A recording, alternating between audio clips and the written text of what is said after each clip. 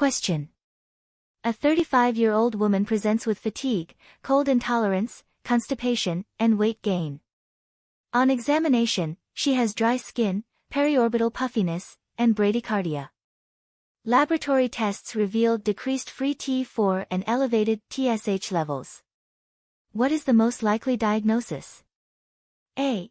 Hashimoto's thyroiditis. B. Graves' disease. C. Subacute thyroiditis. D. Central hypothyroidism. E. Euthyroid 6 syndrome. Correct answer is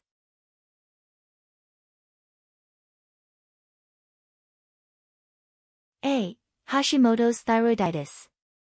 The patient presents with classic symptoms of hypothyroidism, including fatigue, cold intolerance, and weight gain.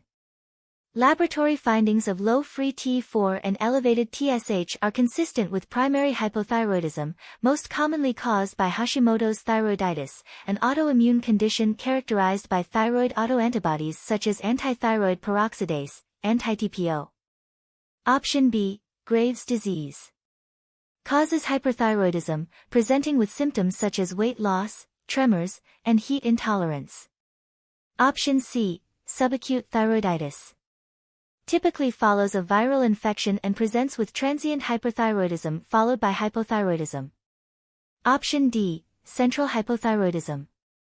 Characterized by low T4 and low or inappropriately normal TSH, indicating pituitary or hypothalamic dysfunction.